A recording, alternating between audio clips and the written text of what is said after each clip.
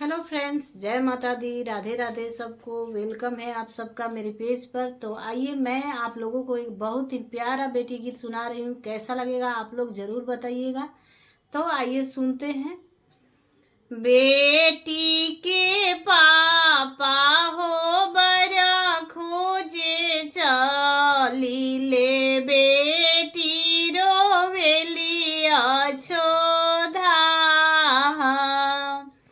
बेटी के पापा हो बरा खोजे चली ले, बेटी रोवेलिया छोधा।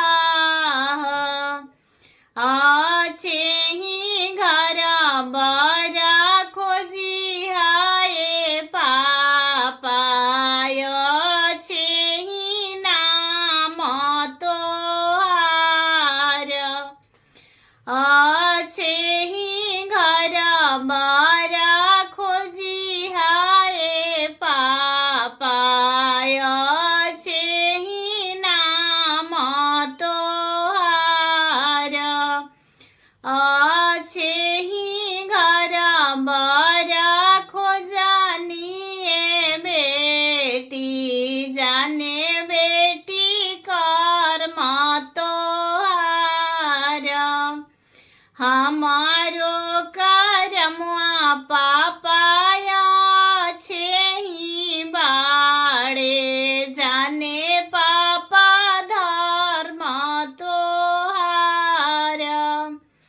हमारो करमुआ पापाया छे ही बाड़े, जाने पापा धर्म तोहार।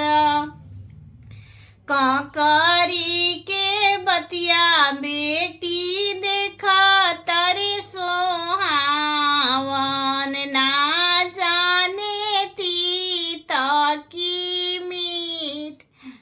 काकरी के बतिया बेटी देखा तारे सोहावन, ना जाने तीता की मीठ।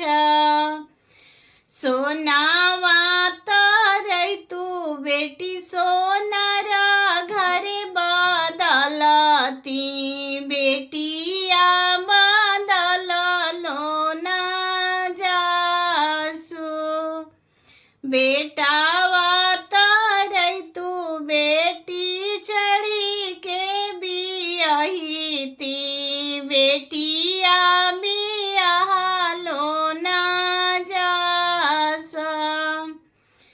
पैसा तरई तू बेटी ला करवा में छिपैती, बेटिया छिपावलो ना जासु।